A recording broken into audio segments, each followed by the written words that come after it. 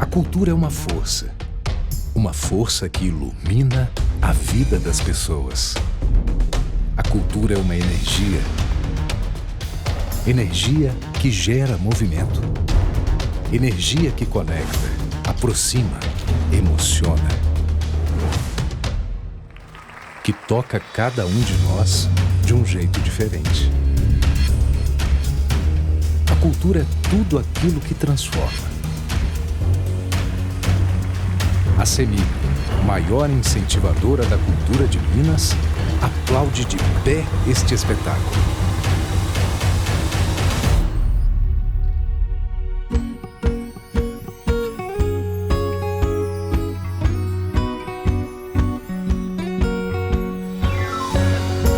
CEMIG, transformando vidas com a nossa energia.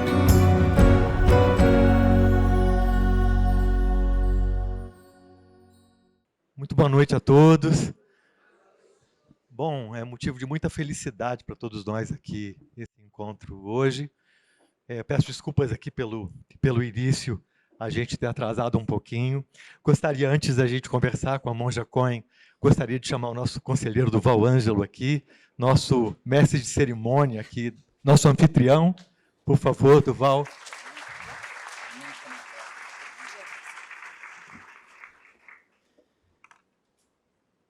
Boa noite a todos, a todas. É com alegria que o Tribunal de Contas de Minas Gerais, e eu falo em nome do presidente, conselheiro Gilberto Diniz, estamos tendo esta alegria imensa de receber hoje aqui a Monja Cohen. Com toda certeza, numa linguagem religiosa, eu diria que é uma bênção enorme. Esse palco aqui maravilhoso, que já recebeu no ano passado o Leonardo Boff, para falar sobre a crise climática e o desafio que nós temos em trabalhar nessa crise climática. Hoje, nós estamos recebendo a Monja Cohen para lançar o livro que escreveu junto com o neurocientista Gustavo Ars, que é um diálogo entre a monja e o Gustavo. Ser feliz é possível. A questão da felicidade, né? É interessante que essa busca de felicidade em seus diferentes conceitos percorre a história do pensamento, né? Em vários momentos da história do pensamento. Aristóteles, na Ética Nicômaco, nos fala sobre a eudaimonia, né? Essa busca dessa felicidade interior como um grande desafio. Num conselho, ou nos conselhos, nas orientações, porque a Ética Nicômaco são 11 volumes, né, de aula que ele dava para os seus alunos, dirigidas ao seu filho Nicômaco. Mas a gente vai ver que a felicidade também ganha, em determinado momento da história, daí a importância do Tribunal de Contas, caráter de política pública, de uma política pública. Quando, em 1766, na Declaração da Independência dos Estados Unidos, Thomas Jefferson diz que, dentre os direitos inalienáveis do ser humano, dadas na linguagem da época pelo Criador, está o direito à felicidade. Interessante que esse caráter da ética pública, vários estados têm colocado em suas constituições nacionais a felicidade como um direito. Japão, Coreia do Sul, Nigéria, Butão. Há uma emenda constitucional no Brasil para colocar o direito à felicidade, né? Mas só colocar expresso na lei não quer nos dizer nada, né? O princípio da eudaimonia você tem que viver internamente. Você vê mesmo que, quando eu digo que a felicidade começa a ganhar de caráter de política pública, né? E Thomas Jefferson, que redigiu a Declaração da Independência dos Estados Unidos, colocou como um dos direitos inalienáveis a felicidade. Mas muitas vezes o povo esquece, né? Como nós vimos há 24 horas o que aconteceu nos Estados Unidos, né? O povo esqueceu daquilo que está expresso. Ou muitas vezes, mesmo sendo texto constitucional em outros países, o povo não vive essa felicidade. Então, a gente quer agradecer a presença, registro que está conosco o conselheiro Adonias Monteiro, a procuradora do Ministério Público de Contas, a doutora Cecília também, e vários servidores desse tribunal e convidados da comunidade de Belo Horizonte que está aqui. Jefferson, você que vai coordenar, sejam bem-vindos. A Monja Coi, seja bem-vinda. E eu já disse para ela que hoje cedo o Leonardo Boff mandou um abraço carinhoso para a senhora, tá? Obrigado.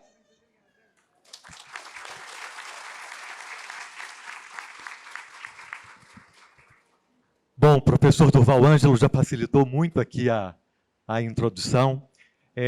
Acho que todos vocês, como eu, gostariam naturalmente de ouvir a Monja Coi, especialmente sobre o título do livro dela. Esse encontro é uma realização da Associação Cultural Sempre um Papo, tem o apoio da CEMIG, da Engea, e é viabilizado pela Lei Rouanet. Monja Coi, todo mundo aqui certamente quer muito saber da senhora, afinal de contas, ser feliz. É possível? Eu acho que primeiro a gente tem que tentar saber o que nós chamamos de felicidade, né? O que é esse bem-estar? Onde é que ele se manifesta? Porque a gente cria uma fantasia sobre felicidade, né? Como se uma coisa etérea, você é feliz quando isso acontecer. Às vezes a gente pensa que felicidade é alguma coisa etérea, né? Eu vou ser feliz se aquilo acontecer, e não aprecia onde está, e não aprecia a sua própria vida. E é interessante, uma das coisas que esse menino que escreve comigo, Gustavo Arnes, fala, diz assim, não existe só uma felicidade individual, mas o que você falou também agora é o social, políticas públicas. Por exemplo, lá em São Paulo, a gente não anda sozinha na rua à noite. Então, você não é livre para andar à noite sozinho. Se você não é livre para andar à noite sozinho, se você tem medo de sair na rua à noite, você não pode dizer que é completamente feliz, porque você está cerceado por uma sociedade que não está cuidando de uma parte da população, né? E essa população que não é cuidada e que acaba ficando pelas ruas e acaba provocando, principalmente quando eu estava chegando aqui hoje, foi interessante, uma moça foi me buscar no aeroporto, e viemos para uma estrada belíssima, né? Muito bonita, as matas verdes, né? Tudo. Como começamos a chegar aqui na cidade, agora vai ficar feio. Ela que disse, vai ficar feio. Eu falei, mas vai ficar feio por quê? Então, tinha uma esquina, que nós paramos no farol bem nessa esquina, e estavam traficando drogas. Que bonitinhos, estavam lá. Tinha um vendendo, outro comprando, né? E moradores de rua, evidentemente, como nós temos em São Paulo também. São Paulo, a gente tinha um negócio chamado Cracolândia, onde ficava o pessoal do crack todo reunido ali, e, de repente, alguns políticos lá de São Paulo resolveram espalhá-los. Então, eles estão espalhados pela cidade agora. E o problema piorou, né? O problema piorou, porque a questão não é a pessoa que é drogada.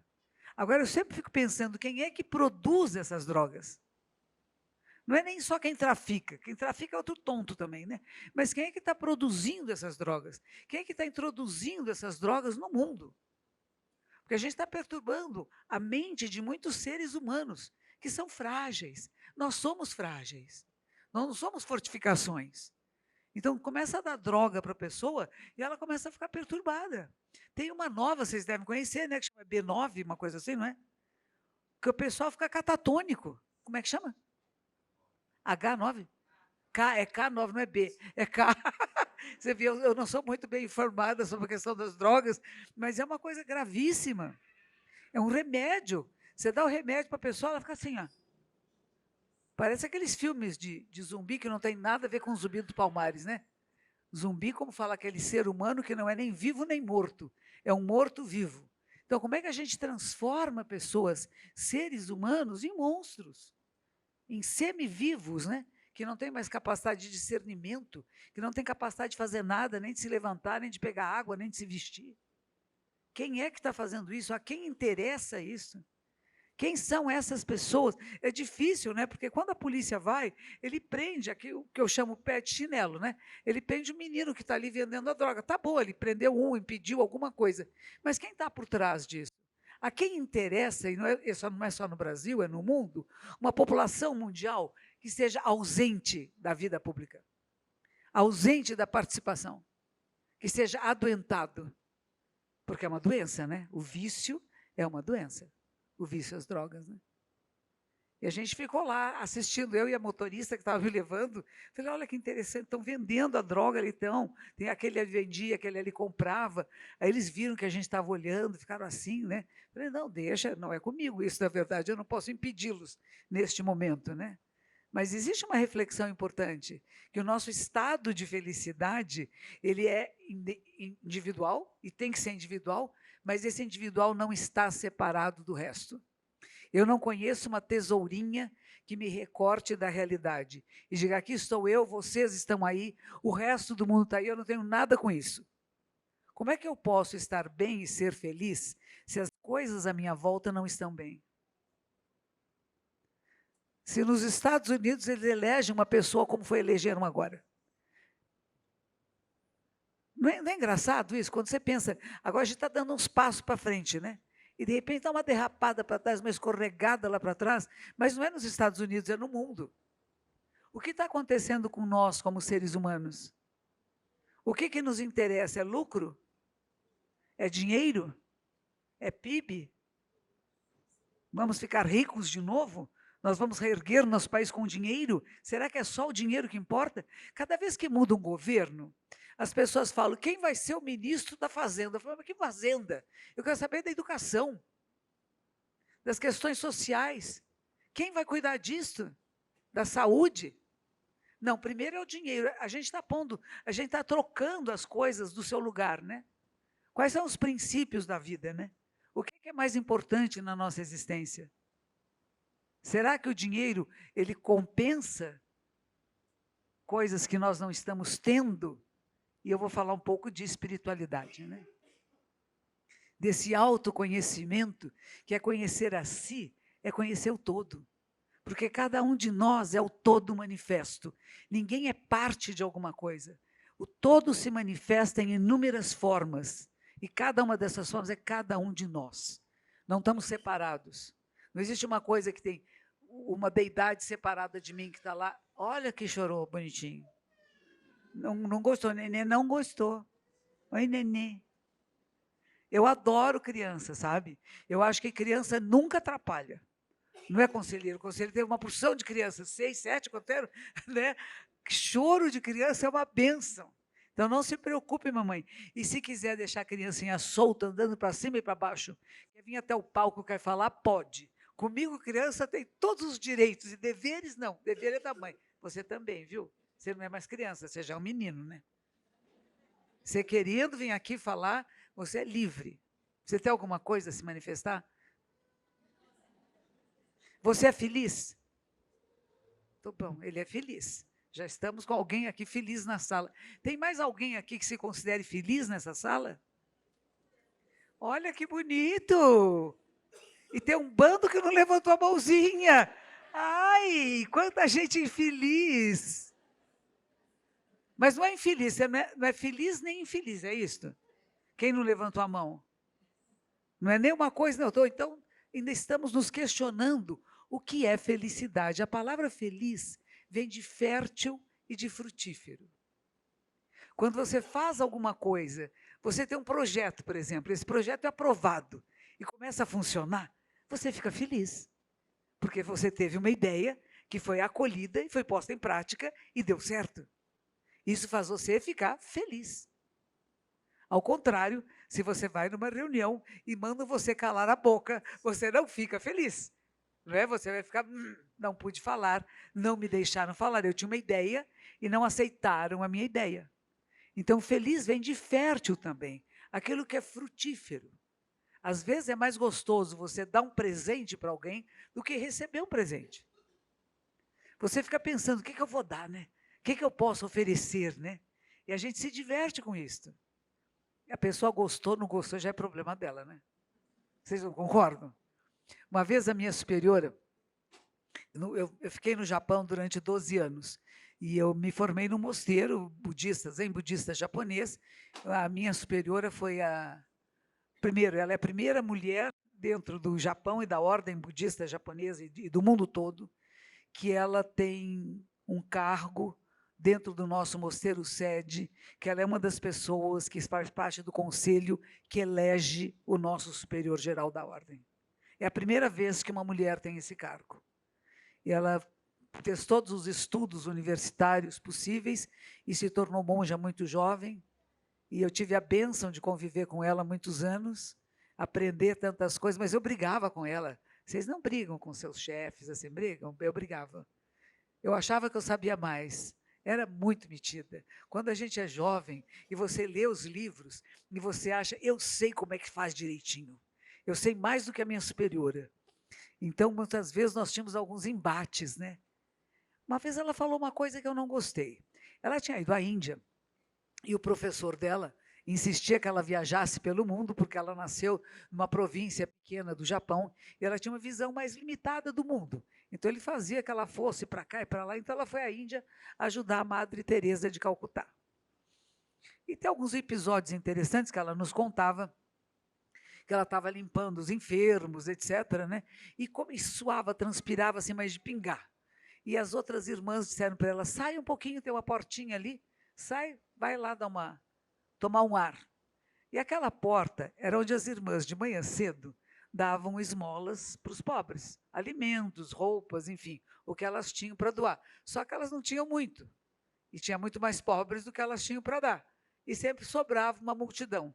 E lá a nossa monjinha japonesa, que não fala nenhuma palavra de hindu, nenhuma língua local, nem inglês falava direito, ela sai ali para fora e, de repente, vem aquela multidão com as mãozinhas assim, gritando alguma coisa que ela não compreendia. E ela pensou, eu não tenho nem a minha bolsa aqui, eu não tenho nada a oferecer a eles. Mas ela sabia uma palavra, namastê. Namastê significa o sagrado em mim reconhece e cumprimenta o sagrado em você. Ela colocou as mãozinhas palma com palma, olhou para aquela turba imensa, cheia de gente e disse, namastê. Eles todos silenciaram, colocaram as mãos palma com palma. Oi, que bebê! Deixa o que, coitadinho. Deixa ele solto. Solta, solta, ela está feliz, soltinho. Ai, ai, ai. Não. Me deixa. Olha, tem um outro nenê. Não é uma maravilha? Que a gente tenha crianças aqui, que é o nosso futuro, gente. É uma bênção. Olha lá. Esse é o futuro, olha lá. O futuro presidente aqui. O futuro presidente, olha lá. Ele já vai ser treinado, educado para assumir seu posto aqui, daqui a alguns aninhos, né? A Margaret Thatcher, uma vez, ela disse o seguinte, por que ela tinha se tornado política? Porque ela disse que quando ela era criança, o pai dela, que era político, fazia com que ela ficasse na sala ouvindo as reuniões dos políticos. E ela disse que o pai dela dizia, se existe alguma coisa que a criança não possa ouvir, eu não posso falar. Então ela cresceu ouvindo os políticos conversando na sala da casa dela. Então ficou uma coisa muito natural para ela, os arranjos políticos lá na Inglaterra, né? Por isso que eu acho importante, quando a gente traz a criança, não é para querer controlá-la, é para dar liberdade, não vai deixar que ela caia dali e se machuque, né? Então o olho que a gente tem, está adorando, está vendo?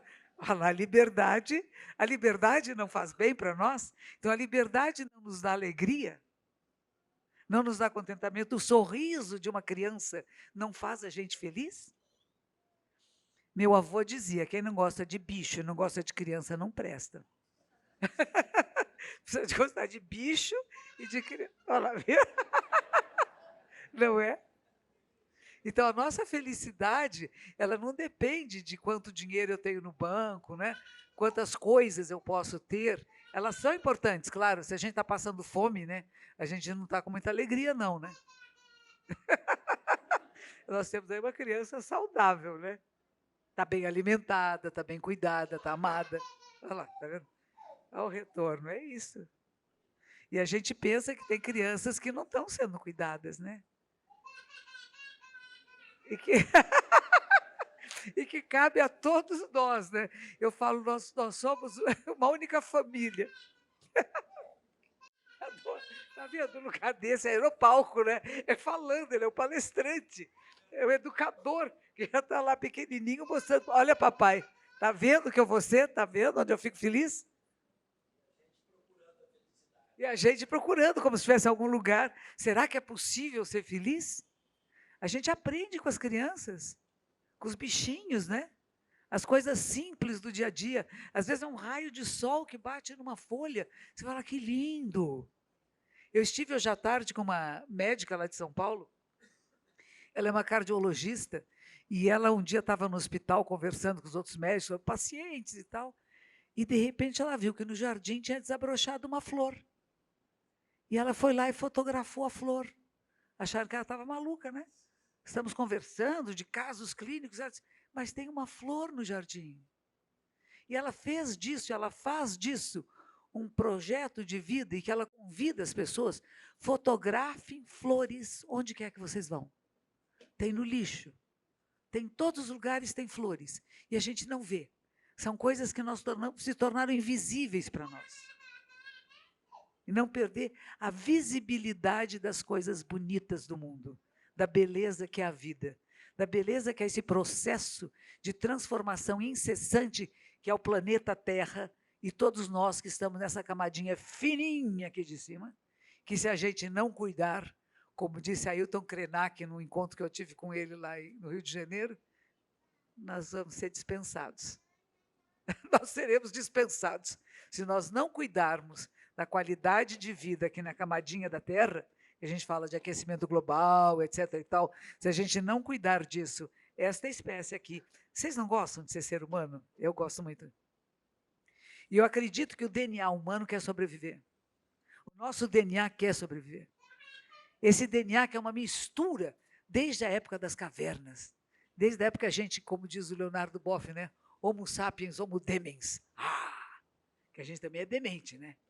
A gente faz coisas, não estão fazendo guerras, gente. Não estão comprando mísseis. O que é isso? Bombardeando cidades, pessoas. E não é só no que a gente vê muito, porque a África, ninguém mostra para nós as guerras de lá. Na Índia também está tendo guerras, em várias partes do mundo.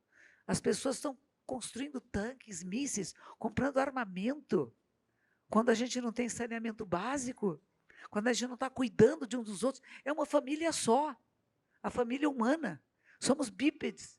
Os livros budistas começam assim, Buda é o mais honrado bípede. Primeira vez eu falei bípede, que engraçado, eu nunca pensei em mim como bípede. Somos bípedes, né? Você já pensou? Eu sou uma bípede. Alguém te pergunta, quem é você, bípede? A gente não fala isso, né? Mas somos. Eu brinquei com a minha filha, só os seres humanos são bípedes. Assim não, mãe. Galinha, pato, tudo é bípede também. Tem uma porção de bípedes no mundo, né? Mas nós temos uma condição um pouco diferenciada das outras espécies, né? Nós temos uma mente, que é um computador de última geração, que muitas vezes só usamos para somar e subtrair. E eu adorei hoje que o nosso conselheiro Durval falou, que uma das funções de vocês aqui, no Tribunal de Contas, não é só de ver as contas nos lápis e nos números, mas como isso está sendo aplicado para o bem social. Como isso está sendo aplicado para que as pessoas sejam mais felizes. Não é importante isso, gente? Fez a conta direitinho? Fez, mas aplicou aonde? De que maneira isso está revertendo no bem-estar da população? Não é verdade? A televisão, esses dias lá em São Paulo, mostraram, nem sei onde é que era, uma cidade do interior, de algum lugar, não sei, de algum lugar do Brasil, onde receberam dinheiro para a educação, e a escola está caindo aos pedaços, tem um buraco no meio da sala de aula, que o menininho falou, se eu puser o pé ali, eu caio, eu posso quebrar o pé. E a primeira dama dessa cidade tão elegante, bonita, viu? Elegante, muito bem vestida, com roupinhas de grife e tudo, e uma porção de dinheirinho que entrou na conta dela. Ninguém sabe como que entrou na continha dela e de outras pessoas, né?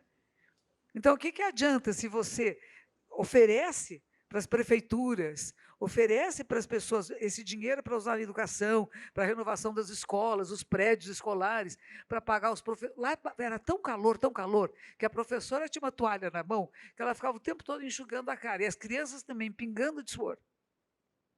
E tudo quebrado, tinha ventiladores quebrados, porque o dinheiro não estava, é função de vocês isso, né? O Tribunal de Contas verifica se o dinheiro que foi dado está sendo usado da maneira que foi comprometido. E se não foi, tem que ter alguma reprimenda, né? Tem que ter algum castigo, né? Mas no budismo a gente fala de karma. E karma é um pouco diferente de castigo. Karma são ações que têm tendência a ser repetidas. Você tem uma ação que tem uma tendência à repetição. Então, que a gente possa produzir bom karma.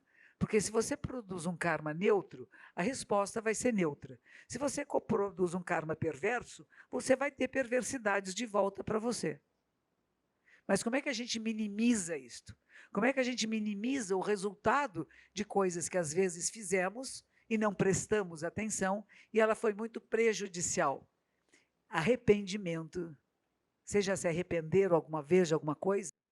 Tem gente que fala que não deve se arrepender nunca de nada. Não, a gente tem que perceber que errou, que falhou. Fala, poxa, não devia ter falado isso, vou modificar.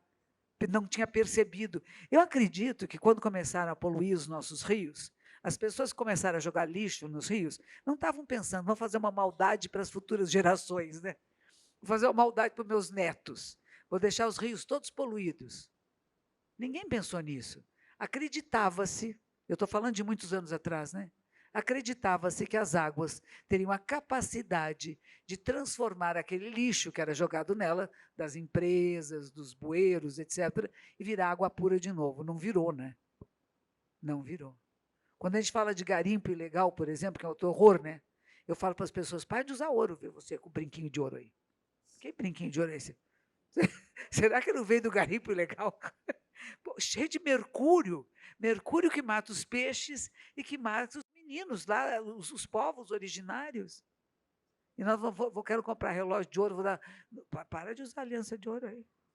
Quando for casar, que já casou, né? Com aliança de ouro. Agora chega essa. Se o ladrão te roubar na esquina em São Paulo, rouba aliança.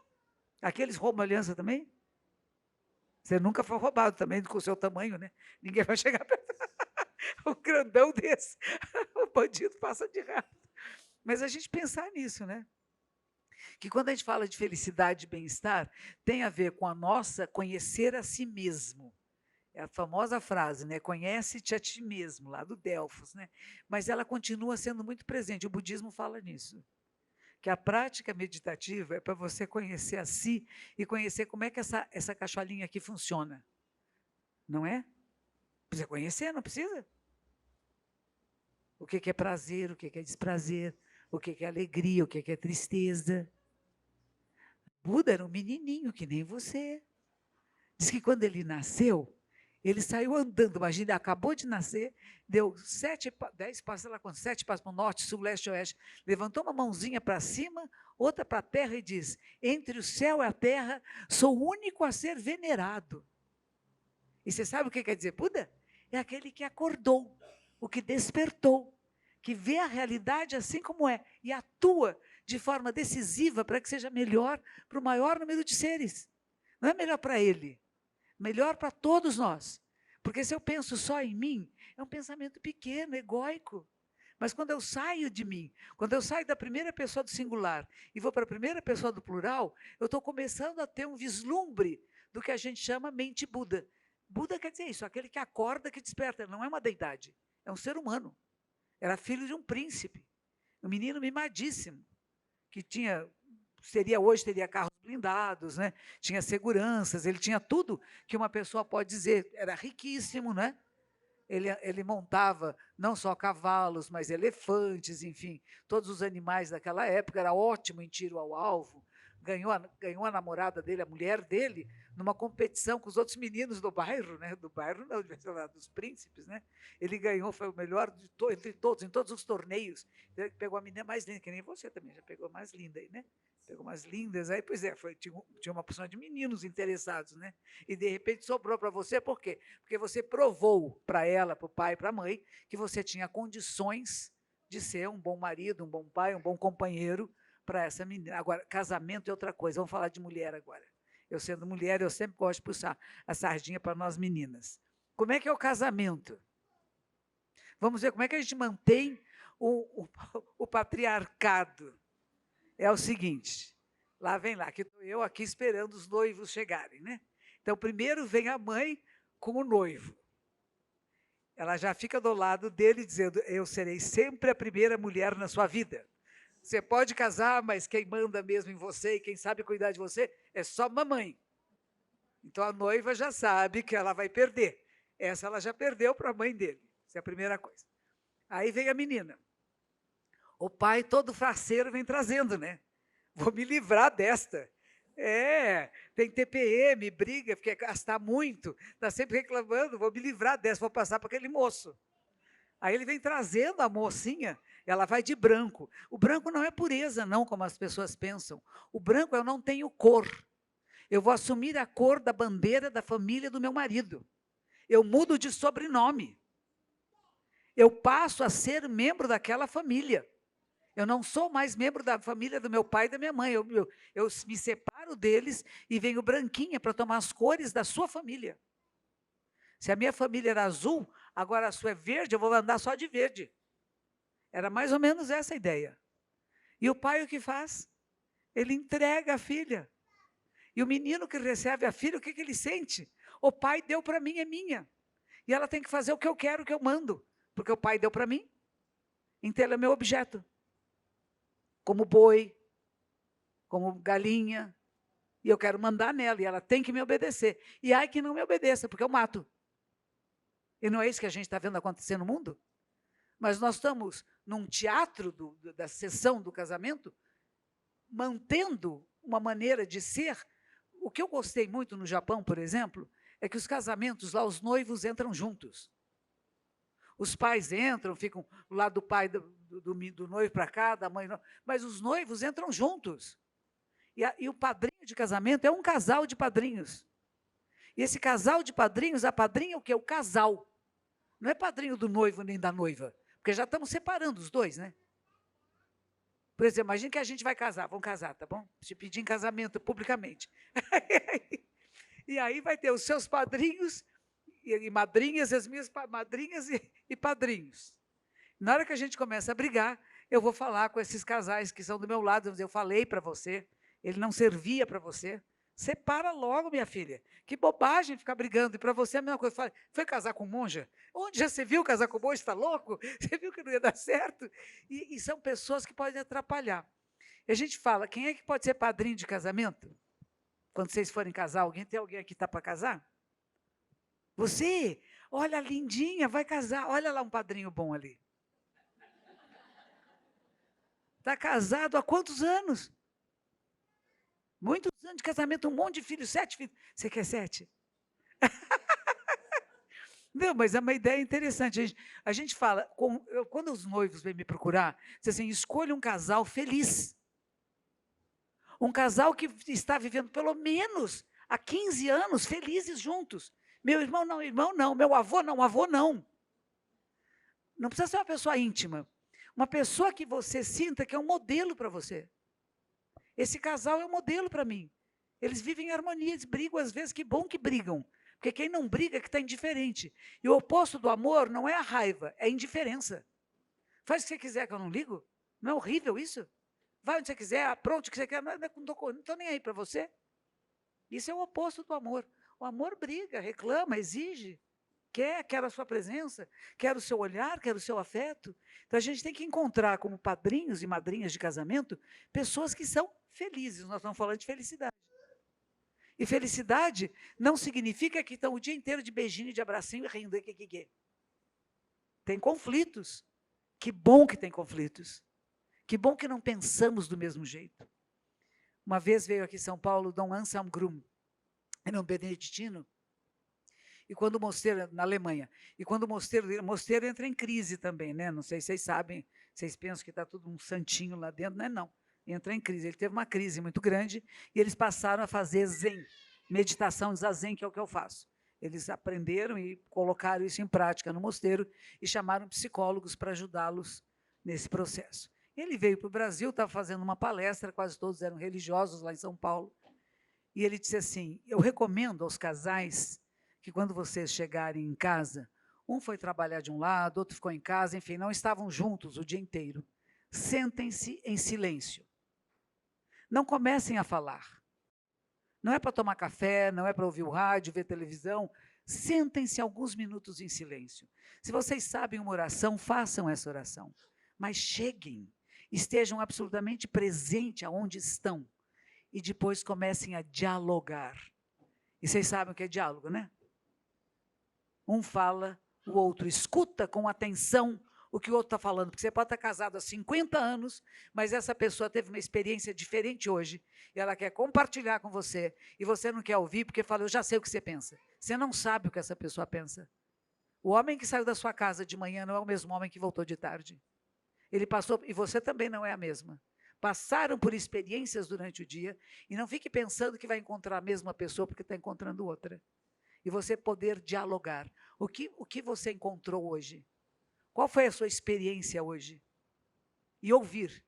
Não é dizer, já sei, interrompeu, não, ouvir para entender. E aí dá tempo ao outro também para falar e você também ouvir e entender. Porque nós podemos olhar e ver pontos de vista que nós não tínhamos. Não é interessante isso? Que não vemos o mundo do mesmo jeito? Por exemplo, esta sala aqui. Um bombeiro vê esta sala de uma determinada maneira. Ele está pensando na nossa segurança, no incêndio. Um arquiteto, o fotógrafo, vê de outro jeito, né? Cada um de nós. E do ângulo que estamos. E vocês sabem que a gente briga por causa disso? Eu vou dizer para vocês, olha, essa sala tem uma opção de pessoas sentadas numa cadeira. E você que está aí no meio da sala, você é de máscara preta, vai dizer, moça, a senhora está louca. Na minha frente tem umas cabeças de pessoas, mas tem um palco, tem uma mesa, e tem a senhora e um moço de cabelo branco aí do seu lado. Eu falei, não, você está errada, porque eu vejo assim. E muitas vezes nós não somos capazes de sair do nosso ponto de vista para entender esse outro olhar e saber que ele existe também.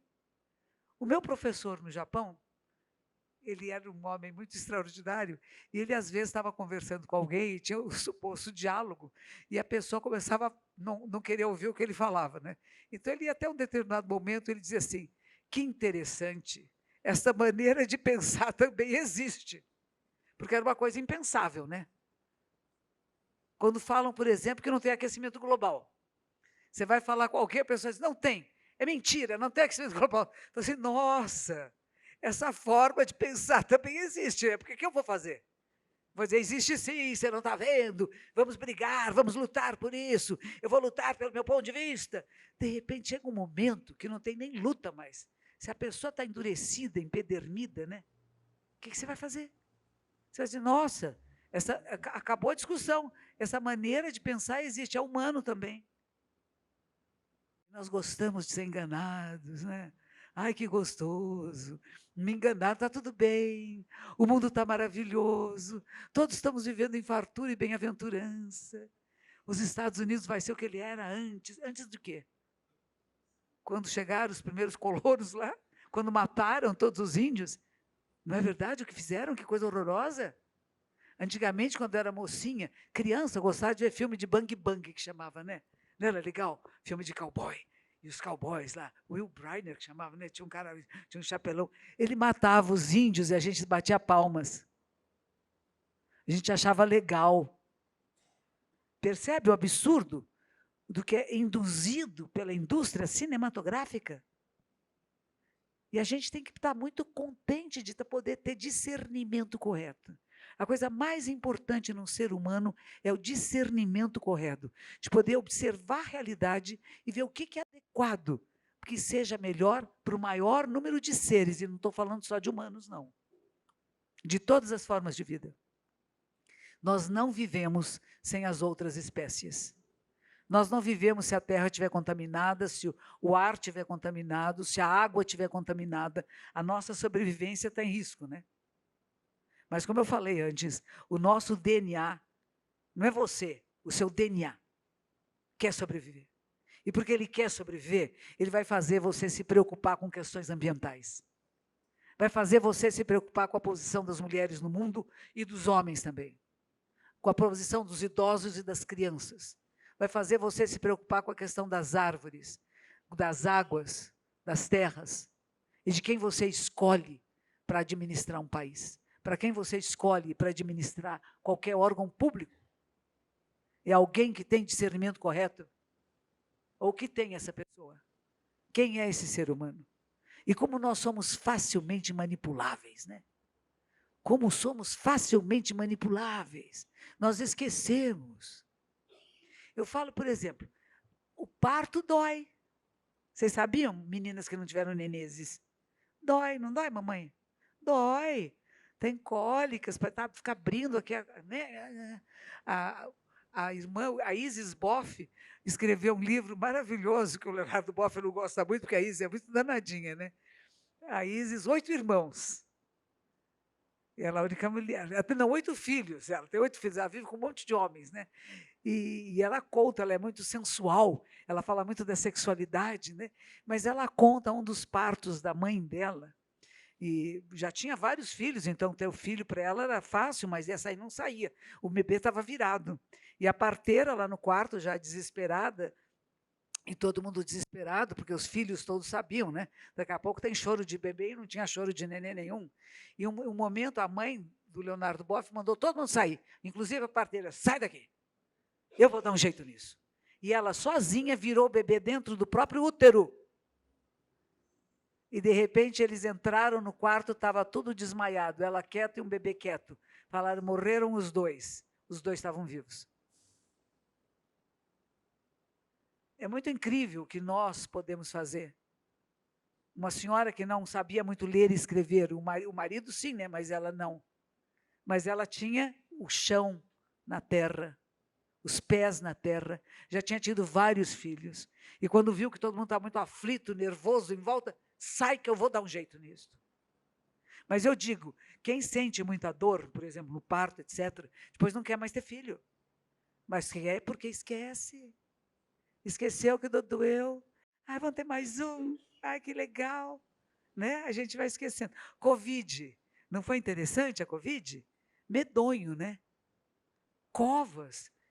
Eu me lembrei um pouco de filmes que eu vi de Auschwitz, dos lugares, né? Onde os nazistas enterravam aquelas covas comuns, né? Aqui ainda tinha caixãozinho, né? Lá nem, eu não sei se já viram filmes disso. É bem medonho.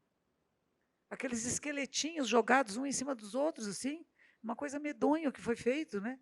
O que o ser humano pode fazer para outro ser humano. E somos nós. Porque a gente diz eles, não, nós. Nós podemos ser monstros. Nós podemos fazer coisas medonhas para outro ser humano. Psicopatia, ela está em nós também. Mas o que eu alimento em mim? O que eu vou produzir em mim? Como é que eu alimento em mim que tem esse monge vietnamita que ele diz que tudo que está dentro de nós, como se fossem mini partículas. Mini partículas. E que de vez em quando uma delas vem à superfície, que a gente vai chamar de consciência. Né? E se vê uma coisa bem malvadinha e ruim, não é dizer isso não é meu, é seu sim. É da natureza humana. Mas o que você faz? Você não vai manifestar isso no mundo. Você vai chamar o que a gente chama plena atenção, que hoje em dia está em moda uma palavra inglesa, mindfulness. Né? Na verdade, o Zen trabalha com mind emptiness. A gente prefere a mente, como ela é vazia de alguma coisa fixa e permanente, do que dizer que a mente está cheia. Né? Mas a ideia de mente cheia é que você está em presença pura. Você está completamente presente onde está e fazendo o seu melhor, sempre procurando a excelência com a maior potência possível. Isso significa estar presente no aqui e agora, não está mais ou menos, está inteiro onde está. Porque às vezes a gente está no lugar e está pensando em outra coisa, né?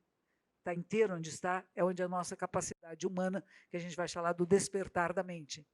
Não estou dividido, não estou partido, não estou... Está com a mãozinha na carinha porque vai cair a cabeça? Está quase caindo. Está pensando. O pensador de Rodin é assim, tem uma estátua que está pensando assim. A gente fala que existem várias maneiras de cognição. Uma é a cognição intelectual, que eu penso, né, e continuo pensando, segurando o queixo, ele vai cair. Né? Abaixa essa mãozinha, abaixa. Olha que bonitinho, cruzou o braço, não gosto. Quando eu te cruzo o braço, significa que eu estou aberta a você, eu me fechei. Uma vez eu fui fazer palestra e era um monte de engenheiros, era tão engraçado. O pessoal que me convidou para a palestra disse que eu era uma surpresa. E eu entrei nesta sala, tinham todos camisa azul, não sei porquê, todos usavam uma camisa azul daquela sala, todos engenheiros. Na hora que eu entrei, eles olharam para mim, a surpresa era eu. Eles cruzaram o braço assim, como quem diz, você não me interessa, não quero nada que venha de você. Eu falei, nossa! E eu comecei a falar, era um gelo naquela sala, está cada vez mais frio. Eu fazia piada, ninguém ria. Eu falei, nossa, que gente difícil, né? Mas eu vou ganhar, eu vou ganhar. E a gente fica provocando, né? Até que você provoca uma pessoa que dá uma resposta e tal, e no final eles viram que eu não fui lá pregar budismo para eles. Acharam que eu ia lá para dizer, vocês têm que ser budista, que budista é melhor. Eu não falo isso, porque eu nem acredito nisto. Esses dias uma revista falou para mim, a senhora está sendo capaz de trazer mais adeptos para o seu templo? Eu falei, não estou preocupada com isso. Eu quero seres humanos que acordem, seres humanos despertos, seres humanos que encontram prazer na existência, que encontram propósito na sua vida, porque quem tem propósito fica bem. E não significa que você vai resolver tudo e conseguir tudo. Vai ter várias dificuldades, vários obstáculos. E que bom que tem obstáculos, porque o obstáculo torna você mais forte, não mais fraco. Tem alguém que é contrário a você, que bom. Vamos lá, vamos lá. Vamos ver como é que eu convenço essa pessoa. As pessoas com quem vocês trabalham estão convencidos do seu ponto de vista? Você é capaz de trazê-los para o seu lado e dizer, vamos olhar o mundo do mesmo ângulo e vamos trabalhar juntos para uma causa que é maior do que nós? Ou só estou pensando em mim? Só estou pensando no meu salário, nas minhas férias? Eu quero sair mais cedo. Para quê? E os que falam de aposentadoria? Ai, que beleza. Só estou pensando na aposentadoria. Mal entrou num órgão público para trabalhar quando eu me aposentar. Tive no Japão o ano passado, com a minha superior. Eu tive com ela em 2019 e depois eu vim em 2023. Ela entrou na sala com uma pequena bengala que ela está usando agora, com 93 anos de idade, olhou para mim e disse assim, eu não vou me aposentar. Eu falei, nem eu. Enquanto der para andar, para falar, a gente não se aposenta, né? Se aposenta se o sistema aqui entrar em colapso, né? Não dá, mas fora disso, não. Você está aposentado? É. E você está gostando? Eu estou adorando. O Jefferson é até testemunha. Eu sou escritor, sou dramaturgo, sabe? Sou a porta bem e estou podendo me dedicar ao que eu não podia antes. Então você não se aposentou, filho. Você não se aposentou, você está vivo. Você está trabalhando, fazendo o que você gosta, sentindo prazer no que você faz. Não é diferente. Eu já sentia prazer nisso antes, até mesmo cheguei até com produtores aqui, fazer alguns filmes meio bambembes aí, né? Até o Jefferson trabalhou num deles. O Jefferson... Ele é ator? Ele é ator e excelente ator. E ele fazia... Não é todo dia que a gente tem o privilégio de ouvir a Monja Cohen. E ele fazia exatamente o papel de uma pessoa que se tornou um pastor, né? E atraía multidões. Pode virar monge. Posso, monge. Pastor e monge, está tudo ali, mas é o mesmo nível de pessoas. É voto. O voto religioso que a gente fala é um voto de fazer bem a todos os seres. De não pensar na minha família em primeiro lugar, mas na família humana. E quando eu penso na família humana, a minha família, ela é abençoada junto. As bênçãos que a gente fala, né? Benesses, falar palavras bonitas, boas, que abençoem a todos nós, não é isso? Mas se eu pensar só em mim, eu penso pequenininho, né? Mas quando eu penso que eu faço uma peça de teatro, que eu faço um filme, e que muitas pessoas vão poder assistir, e elas vão poder ser tocadas, vão poder refletir, vai melhorar o seu discernimento, vai trazer um novo olhar para uma realidade que às vezes a pessoa não tinha visto, como os livros, né? A gente procura trazer um novo olhar sobre o que nós chamamos de felicidade. É comprar uma roupinha? É gostoso ter um vestidinho bonitinho, né? está cheirosinha, bonitinha, isso é bom. Ter carinho, ter afeto, nada disso é errado, é benéfico. Mas se eu só for pensar só que eu quero obter coisas e ter coisas para mim, eu acabo ficando vazia. Tinha um menino, ele era um youtuber, né? Influenciador. Eu fiz um evento há pouco tempo, tinha umas 20 pessoas nesse evento, e quando pessoas que querem mudar de carreira, que estão achando que o seu trabalho está chato, que gostariam de ter uma outra atividade, e fizemos um encontro, e no final do encontro perguntamos, o que você gostaria, como é que você se vê no futuro? 95%, eu vou me tornar influencer. Foi o quê? Influenciadores, todos querem ser influenciadores, estão loucos. Todo mundo quer ser influenciador. Está na moda isso, né? Eu quero ser influenciadora, quero ter seguidores. Vocês vão lá ver no meu Instagram, tem mais de 3 milhões de seguidores. É mentira. Não tenho 3 milhões de pessoas atrás de mim, todos acham. Tem 3 milhões. Cadê os 3 milhões? Eu estou aqui, não tem 3 milhões aqui. Cadê os meus 3 milhões? Jesus de Nazaré, quando ele andava, não andava a turminha junto com ele? Buda também. Buda é 600 anos antes de Jesus. Ele andava com a turminha atrás dele. Tuc, tuc, tuc, tuc. Ele ia fazer uma palestra, aquela turminha toda ia junto, andando a pé. Cadê os meus 3 milhões? Estou esperando eles chegarem. Teve um momento, um determinado dia, que teve que 3 milhões de pessoas estavam seguindo a monja. E aí eles põem lá no Instagram, a monja tem 3 milhões de seguidores. E pessoal, monja, que legal, né? É, muito legal. Eu comprei um terreno em Campos do Jordão e não consigo construir. Cadê os 3 milhões? Se cada um deve R$1, eu tinha 3 milhões para construir o templo. Então, não é bem assim. Existem certas coisas que enganam a gente. Essas coisas é famoso, é rico, tem muito seguidor, é fantasia. É fantasia. Então, a gente tem que estar pé no chão, né? O que eu estou fazendo? Para que serve a vida? Por que o Jefferson está tão quieto aqui? Coitado, eu não deixo ele falar. Bom, Anja, aproveitando a oportunidade, é claro que eu adoraria, como a maioria que está aqui, de parar o tempo e ficar aqui até amanhã ouvindo a senhora. A gente tem agora um tempo para abrir para as perguntas, e aí eu peço apoio, Letícia está nos ajudando. Quero agradecer demais aqui o nosso Hermes Araújo, nosso intérprete, tão presente aqui sempre com a gente. E quero abrir aí para... A gente, infelizmente, não vai ter muito tempo, então talvez a gente tenha 3 ou 4 inscrições. Então, enfim, podem se inscrever, já temos aqui já? Já temos aqui. Ai, que bom. Eu não sabia se eu ia ter a oportunidade de falar com você, estou até um pouco nervoso, porque você salvou minha vida. Um dia eu estava em casa e eu não via sentido em mais nada. E tudo que eu lia, eu via, assistia, não fazia sentido. Eu não me encontrava naquilo. Mesmo que a pessoa falasse coisas bonitas assim, eu não me encontrava, não ligava.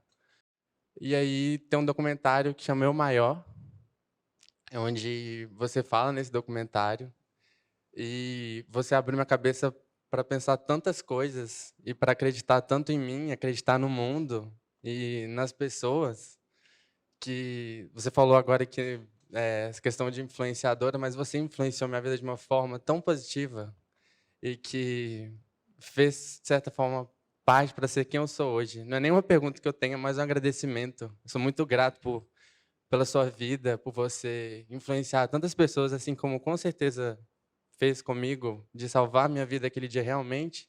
Eu acredito que você salvou a vida de muitas pessoas com suas falas, com sua sensibilidade. E eu sou muito grata e eu estou procurando a felicidade ainda, né? Ser feliz. Você está procurando ainda? Eu ainda estou procurando. Aonde assim, você está procurando? Pois é, acho que está dentro de mim. Também, mas pode estar fora também. Mas eu preciso... Pois é, não sei ainda. Mas... Você quer dizer um estado de plenitude?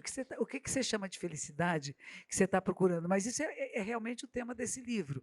É o tema do nosso encontro. E ele fala uma coisa muito boa, né? Quer dizer, ele estava num momento de, sei lá, de depressão, de desencanto com a vida, e ele viu um filme no qual eu apareci entre várias outras pessoas, Sim. e aquilo que eu falei naquela hora, para ele fez sentido. Sim. E ele saiu daquele estado de inércia que ele estava, de tristeza, e passou a apreciar mais a si, ao mundo, não é isso? Sim, com Mas ele ainda está certeza. procurando. Tem Ainda. uma frase que eu gosto muito, que diz o seguinte: a procura é o encontro, e o encontro é a procura. Quando eu ouvi a primeira vez, faz muitos anos atrás, e eu tenho falado em várias palestras sobre essa frase, era um bispo da Argentina, que hoje é o Papa Francisco. É uma frase dele que é uma joia. A procura é o encontro. Se você começou a procurar, é porque você sabe que tem alguma coisa. E quando você encontra, você sabe que ainda tem mais do que procurar. Não tem fim. Não tem dizer, encontrei o sagrado, encontrei a felicidade, a minha vida acabou. Não acaba. É um contínuo. Por isso é bom o que você disse. Ainda estou à procura. Eu encontrei e continuo procurando. Isso é a nossa vida. Quando você acha, eu encontrei e parei de procurar, limitou. E a gente não se limita. Ainda tem mais. Mais que eu posso estudar, mais que eu posso aprender, mais que eu posso fazer no mundo, mais livros a escrever, mais reflexões que possam levar pessoas a ter outras reflexões. Uma vez encontrei um homem que disse para mim, foi em Poços de Caldas até. Eu estava comprando um queijo no mercado público de Poços de Caldas. Disse, monge, eu quero agradecer a senhora. Falei, que bom, por quê? Eu ia matar uma pessoa e não matei por sua causa. Falei, então está funcionando. Então está funcionando, não é? Mas não matei. Mas é por aí. Obrigada a você por ter vindo, por ter agradecido, por apreciar a vida.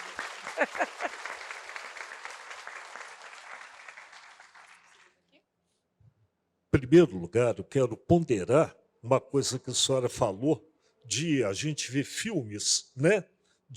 Via filmes de soldados americanos atacando os índios. Eu me lembro de uma série, não sei se o pessoal aqui já teve oportunidade de ver, chamado Rin Tin Tin, que é passado no Forte Apache, e inclusive eles vendiam brinquedos de Forte Apache, né? Onde as crianças aprendiam os índios atacarem os americanos, e os americanos, né?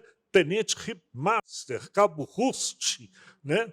Sargento O'Hara, e tinha o Rin Tin Tin também, que era um pastor alemão, que na hora, no momento crucial, o Rust gritava, ai, Rin Tin! Aí ele ia lá e mordia, acabava com os índios, né?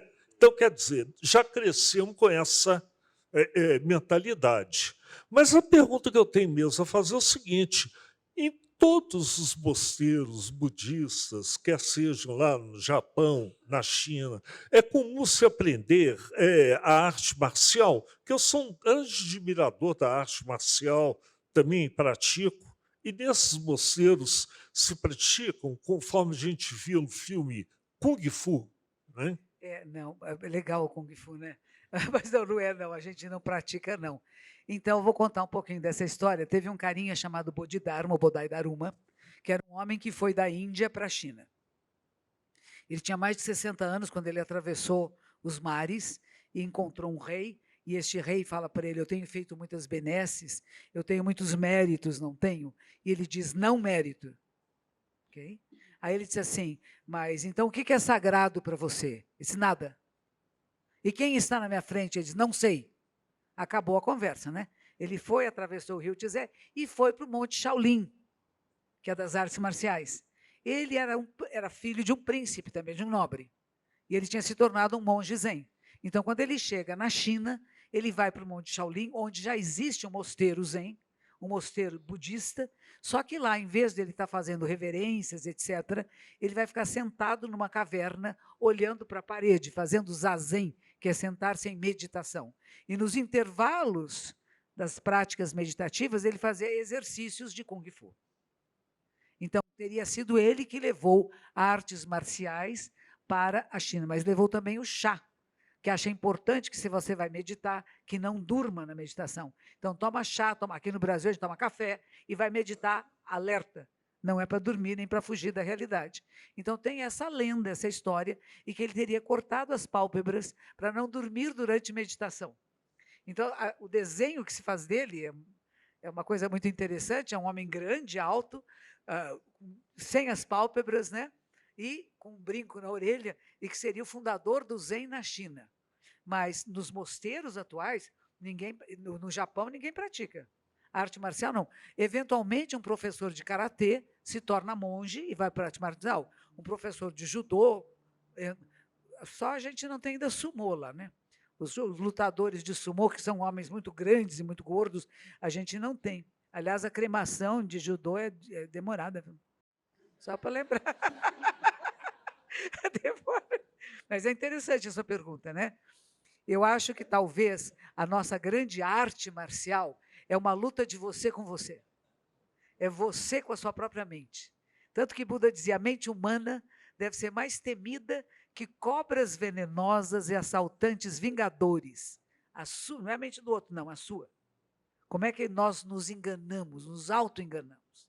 Então, para a gente ter esse discernimento correto. E tinha um monge que, quando ele acordava, ele chamava Suigan, ele dizia, Suigan, hai, você está aí? Estou. Então não seja enganado por ninguém, nem por você. Hai. Todas as manhãs ele acordava e falava isso para si mesmo. Porque é fácil da gente ser enganado. E a nossa mente dá jeito, né?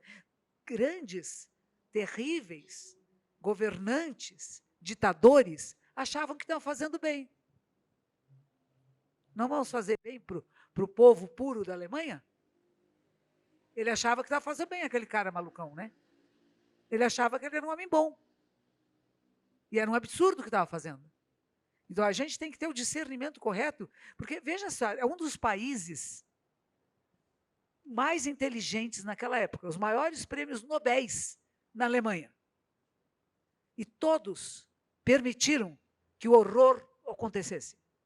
Por isso que a gente fala, quando esses pensamentos, que são muito de uma extrema-direita, extremista, e que não é um pensamento benéfico para a humanidade, começa a crescer, a gente se assusta e diz, tem que parar isso. Tem que dar um basta para isso, não pode deixar isso crescer. Porque se cresce, pode ser medonho para todos nós. Porque nós já vimos isso acontecer antes. Nós sabemos que isso pode acontecer. E a gente não pode deixar, não tem importância que está tudo bem, não está bem, não. Então, precisa estar esperto para ver o que nós aceitamos e aquilo que não é aceitável. Não é concordar com tudo. Ah, tudo está bem, tudo pode fazer. Nós somos muito democratas nesse sentido de que aceito tudo, não, tem coisas que eu não aceito. E pelas quais nós nos sentimos indignados. E a nossa indignação é a alavanca de transformação do mundo. Porque se eu concordo com tudo, acho que tudo está bom, a coisa pode desandar. Então, tem certos momentos que a gente tem que dar uma pausa e dizer, não, isso não, esse caminho não. Não é assim? Vocês concordam com tudo? Está tudo bem? Vamos cortar as árvores, toda aquela beleza daquela entrada das palmeiras imperiais que vocês têm aí? Vamos cortar. Vocês querem que corte? Não querem. Esses prédios maravilhosos, antigos que tem aí, vão demolir tudo? É. Não é? Vão jogar uma bomba? Para quê? Se a gente pode transformar. Por isso que eu digo, a arte marcial, a luta marcial que a gente faz, é conosco, de conhecer-se, e não deixar que os nossos pensamentos malvadinhos, que eles estão aí, né? Você já conhece os seus, né? Você não deixa ele tomar conta. Então, o que a gente faz? Vem indicação, uma raiva, uma coisa, eu quero bater em alguém, quero gritar, quero fazer alguma coisa.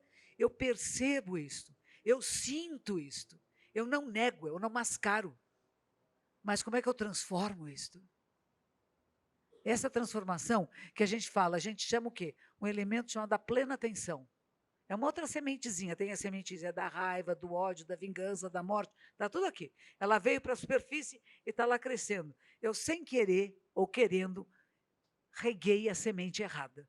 E ela veio aqui para cima. E o que eu faço agora? Eu vou chamar essa outra semente, sabe o que eu vou fazer?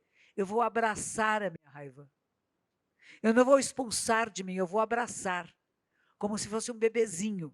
Eu ponho no colo e digo, minha raivinha. Você faz isso quando você está bravinho?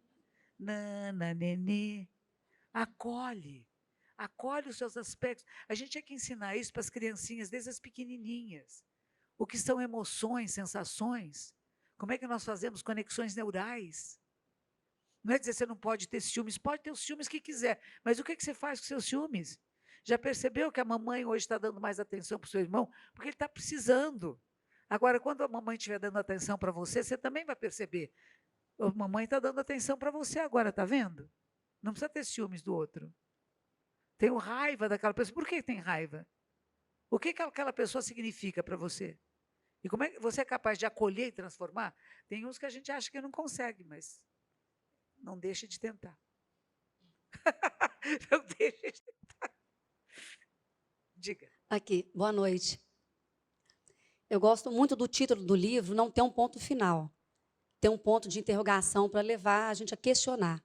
E acho que um desses questionamentos é que por que, apesar da gente se frustrar tantas vezes com o outro, porque muitas vezes a gente cobra um comportamento que a gente teria e que ele não tem, e mesmo assim, por que a gente deposita tanto a nossa felicidade no outro? Não é verdade? Hoje teve até um senhor que, durante a tarde, teve um encontro sobre felicidade e que disse assim, que a mãe dele disse assim, o que os outros vão pensar? Os outros. A gente está muito preocupado com os outros, né? E a gente não se preocupa conosco. O que eu penso? Por que eu preciso agradar tanto aos outros? Claro, somos gregários, né? E principalmente na nossa adolescência, a gente quer muito ter incluído, você quer fazer parte da turma, né? Você faz qualquer coisa para ser parte da turma, né? Não ser posto de lado. Porque o ostracismo, você ser jogado de lado, dizer você não pertence aqui, é muito doloroso para todos nós. Nós queremos ter pertencimento, né? Sentir-se parte do grupo, sentir-se acolhido pelo grupo. Então, nós temos uma preocupação com isso, né? Mas tem uma preocupação maior, é você perceber o que você está fazendo, você se autoacolher, você se reconhecer. E saber, eu estou fazendo mais do que eu poderia até fazer, e estou feliz com isso. E não estou muito preocupada se a menina do meu lado não faz, é problema dela. No mosteiro, eu ia reclamar muito para a minha superiora, sabe? É legal. Ombudsman, né? A abade, a abadesa de mosteiro, é o centro de reclamações. Então, eu ia lá reclamar para ela, ela dizia assim, é você. Eu falei, como? A menina estava dormindo na palestra. Estava com sono. Eu lá com dicionários do meu lado, desesperada para entender, em japonês, escrevendo no quadro negro, para desvendar o que estava sendo dito, e a menina dormindo. Ela disse assim, não é problema seu. Não é você que vai despertá-la. Ela vai ter o seu despertar na hora do despertar dela, não é você que desperta. Pare de se preocupar com o outro, olhe para Buda. Aí eu ia na sala de Buda, tínhamos liturgias todas as manhãs, e eu ficava olhando para a cara do Buda no altar. Claro que não era isso que ela estava dizendo. O que é Buda? Tem uma visão desperta da realidade. Depois de 8 anos no mosteiro, eu comecei a entender minha superiora. Comecei a perceber o que ela dizia, que se você muda, o mundo muda. Na hora que você se transforma, o mundo se transforma. Na hora que você passa a compreender quem são essas pessoas que estão vivendo com você, quem são essas pessoas que trabalham com você, de onde elas vieram, que experiências tiveram, que educação tiveram. Eu não posso exigir que uma pessoa me dê uma coisa que ela não tem. E a gente quer que o outro tenha, porque eu acho que essa pessoa tem que ser assim. Ela só pode manifestar aquilo que ela tem. Mas o que ela tem não é fixo nem permanente. Primeiro ensinamento de Buda. Não há nada fixo nem nada permanente. Então você percebe, essa pessoa está se manifestando dessa forma, porque é tudo que ela recebeu como influências e educação na sua vida. Mas ela é mais do que isso. Ela não é só isso. Então, como é que você vai usar meios hábeis, meios expedientes, para que essa pessoa perceba a si mesma e mude o seu comportamento? Então, não é uma coisa imediata, mas é uma coisa de estratégia. Estratégia de vida. Não adianta você dizer para uma pessoa, você está falando isso, você não devia falar assim. Não, tem que fazer perceber. O que você disse agora mesmo? Posso repetir a sua frase? Acho que eu não entendi direito. E aí a pessoa se escuta, porque às vezes ela nem está se ouvindo. Não tem muitos jargões. A ocasião faz o ladrão, não faz coisa nenhuma. Minha bolsa está ali, você vai roubar? Porque ele tem o princípio de não roubar. Alguém educou o menino aqui, né? Que ele tem o princípio de não roubar. Diz que o professor Cortella, lá em São Paulo, quando ele foi nomeado secretário da Educação, acho que o Paulo Freire era o professor dele, né? E ele disse assim, professor, o que o senhor me recomenda? Ele disse assim, não caia em tentação. E pôs um papelzinho na mesa dele, ali do lado, né? Que ele todo dia vinha muitas pessoas falar com ele e tudo, e ele olhava o papelzinho. Diz que um dia ele pegou para o professor, para o Paulo Freire, e disse assim, professor, estão chegando no meu preço, o que eu faço? Não é? Ele não fez, ele não aceitou o preço que estavam dando para ele, né?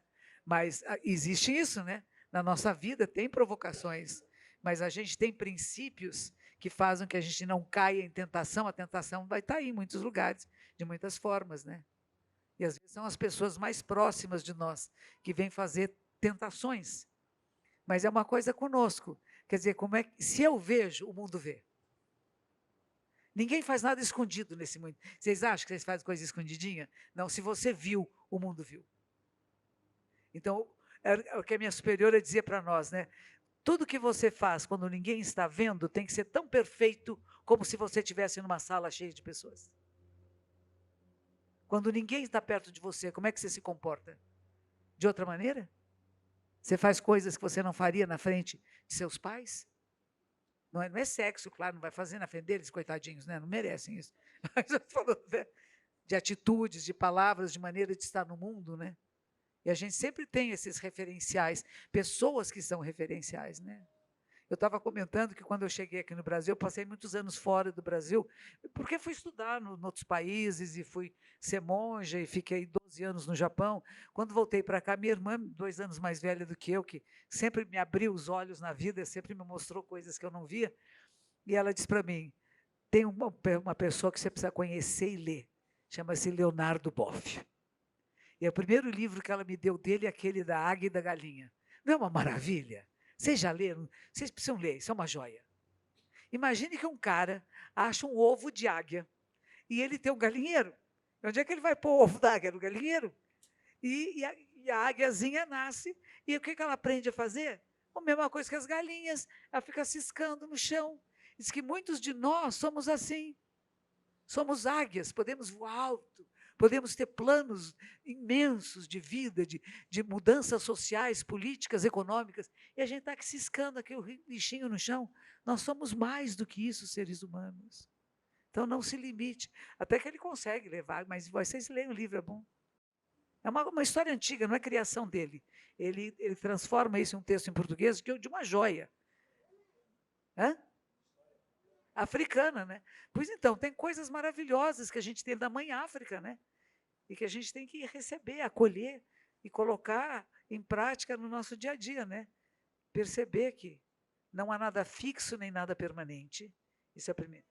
Outra frase que eu gosto muito, nada tem uma autoidentidade substancial, independente e separada. Gostaram? É a palavra de Buda.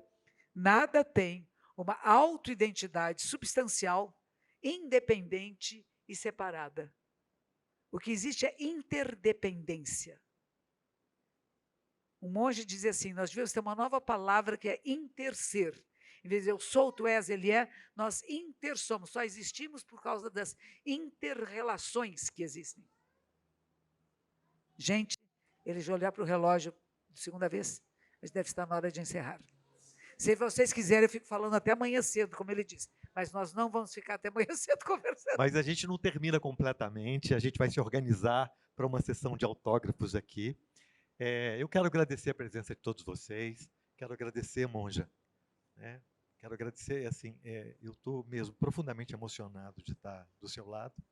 Quero te agradecer imensamente, faço das palavras do meu nobre amigo ali, faço dele as minhas palavras também. Muito obrigado pela sua generosidade, pelo seu tempo. Muito obrigado por estar aqui com a gente hoje. Sempre um Papo tem um canal no YouTube, então se vocês puderem acompanhar, nós temos centenas de entrevistas incríveis lá, e vai ser uma alegria ter vocês também no nosso canal na internet. Terminamos por aqui, continuamos aqui agora, a Tereza e a Letícia vai nos ajudar aqui. Muito obrigada, gente. Fila.